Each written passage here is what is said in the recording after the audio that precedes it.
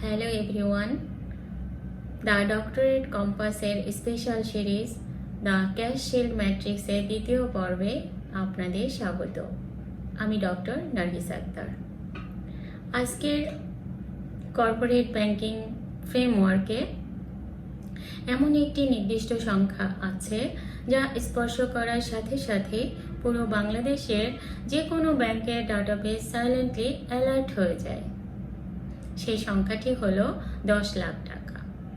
আমাদের দেশের অনেক ব্যবসায়ী, বাড়িওয়ালা কিংবা হাই নেট অর্থ চাকরিজীবীরা প্রায় আমাকে ইমেল বা কমেন্টে জিজ্ঞেস করেন, ম্যাডাম, আমি যদি আমার অ্যাকাউন্টে নগদ 10 লাখ টাকা একদিনে জমা দিই বা উঠাই, তবে কি সাথে সাথে আমার ফাইলে ট্যাক্স অডিট বসে যাবে? বাংলাদেশ ব্যাংকে কি আমার ট্রানজ্যাকশন ট্র্যাক করা শুরু করবে? আজকে একজন ফাইন্যান্সিয়াল গভর্নেন্স এক্সপার্ট হিসেবে খাতা কলমে সেন্ট্রাল ব্যাংকের সাইলেন্ট কমপ্লায়েন্স আইন ডিকোড করব, যাতে আপনার কষ্টার্জিত সঞ্চয় কোনো ভুল পদক্ষেপে আটকে না যায়। Let's break down the real law. প্রথমে আমাদের বুঝতে হবে, আপনি যখন ব্যাংকে নগদ টাকা লেনদেন করেন তখন ব্যাক এন্ডে ঠিক কী ঘটে? মানি লন্ডারিং প্রতিরোধ আইন এবং BFIU বা বাংলাদেশ ফাইন্যান্সিয়াল ইন্টেলিজেন্স ইউনিটের কঠোর নির্দেশিকা অনুযায়ী প্রতিটা ব্যাংকিং সফটওয়্যারে একটি সাইলেন্ট অ্যালগরিদম সেট করা থাকে। একে বলা হয় CTR অর্থাৎ ক্যাশ ট্রানজ্যাকশন রিপোর্ট। নিয়মটি খুব সিম্পল। যে কোনো একক ব্যক্তি বা প্রতিষ্ঠানের ব্যাংক অ্যাকাউন্টে যদি একদিনে নগদ 10 লাখ বা তার বেশি টাকা ইনপুট হয় অথবা আউটপুট হয়, তবে ব্যাংকের ক্যাশ কাউন্টার সফটওয়্যারে কোনো হিউম্যান ইন্টারভেনশন ছাড়াই অটোমেটিক্যালি একটি CTR জেনারেট করে। এখানে একটি সাধারণ ভুল ধারণা ক্লিয়ার করি। CTR জেনারেট হওয়া মানেই কিন্তু আপনি কোনো অপরাধ করে ফেলেছেন বা আপনার অ্যাকাউন্ট ফ্রিজ হয়ে যাবে এমন নয়। এটি মূলত একটি regulatory database entry. Bangladesh bank দেখতে চায় দেশের অর্থনীতিতে বড় অঙ্কের লিকুইড ক্যাশ বা নগদ অর্থ কোন সেক্টর থেকে কোন অ্যাকাউন্টে মুভ করছে, কিন্তু বিপদটা ঘটে অন্য জায়গায়।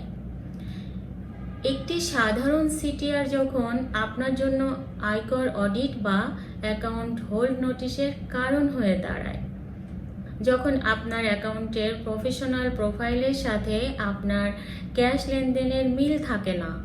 ধরুন, আপনার ব্যাংক অ্যাকাউন্টের KYC ফাইলে আপনার প্রফেশনাল স্ট্যাটাস দেওয়া আছে বেসরকারি চাকরিজীবী বা গৃহিণী, যেখানে আপনার মান্থলি অ্যাভারেজ ট্রানজ্যাকশন সাইজ 1 থেকে 2 লাখ টাকা।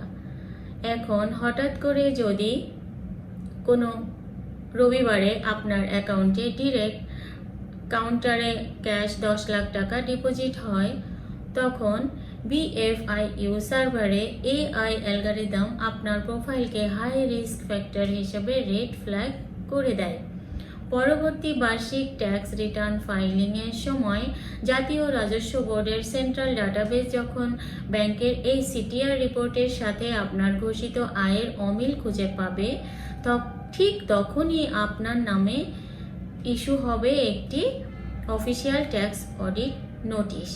তখন যদি আপনি নগদ টাকার বৈধ সোর্স পেপার ওয়ার্ক দেখাতে না পারেন, তবে সেই পুরো 10 লাখ টাকাকে আনডিক্লেয়ার্ড ইনকাম ধরে ম্যাসিভ পেনাল্টি বসানো হবে।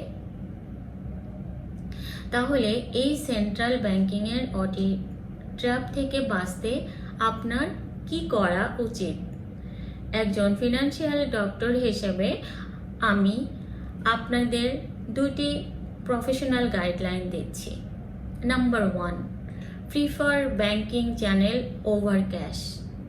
যদি আপনার কোনো ব্যবসায়িক লেনদেন, ফ্ল্যাট বা গাড়ি বিক্রির টাকা রিসিভ করতে হয়, তবে ক্যাশ টাকা ব্যাগে করে ব্যাংকে না এনে সরাসরি চেক, RTGS কিংবা BEFTN চ্যানেলে ট্রান্সফার করুন। মনে রাখবেন, ব্যাংকিং চ্যানেল শুধু ব্যাংকিং চ্যানেল ট্রান্সফারের কোনো সিটিআর জেনারেট হয় না, কারণ সেখানে অলরেডি একটি ডিজিটাল অডিট ট্রেল তৈরি হয়ে থাকে। Number 2, prefer the source desire proactively. যদি আপনার প্রফেশনাল কারণে নগদ 10 লাখ টাকাই ব্যাংকে ডিপোজিট করতে হয়, তবে ব্যাংকে যাওয়ার আগে তার সোর্স ডকুমেন্ট সাথে রাখুন, যেমন জমি বিক্রি সার্টিফাইড বায়নাপত্র বা আপনার অন্য কোনো বিজনেসের ক্যাশ মেমো ট্রেল। ব্যাংকের ডিক্লারেশন ফর্ম চাইলে একদম নির্ভয়ে সোর্স উল্লেখ করে সাইন করুন। আধুনিক ডিজিটাল ব্যাংকিং রেগুলেশনে ভয় পাওয়ার কিছু নেই, যদি আপনার কাছে সঠিক তথ্যের ফাইন্যান্সিয়াল বডিগার্ড থাকে। কমপ্লায়েন্স মেনে চলাই হলো আসল উইজডম। আগামীকাল সকাল 9টায় আপলোড করা হবে এই সিরিজের অত্যন্ত সংবেদনশীল এবং সবচেয়ে গুরুত্বপূর্ণ তৃতীয় পর্ব, টাকা ভেঙে জমার স্মার্ফিং বিপদ, যেখানে আমরা দেখব অডিট এড়াতে যারা চালাকি করে টাকা ভেঙে ভেঙে জমা দেন, ব্যাংকের আধুনিক এআই কিভাবে তাদের হাতে নাতে ধরে ফেলে। আপনারা যারা ইতিমধ্যে বড় অঙ্কের নগদ লেনদেনের কারণে ব্যাংক থেকে নোটিশ পেয়েছেন বা ট্যাক্স ফাইল নিয়ে চিন্তিত, নির্দ্বিধায় নিচে কমেন্ট করে আমাকে জানান। আমি নিজেই কমেন্টে আপনার প্র্যাকটিক্যাল আইনি সমাধান দিয়ে দেব।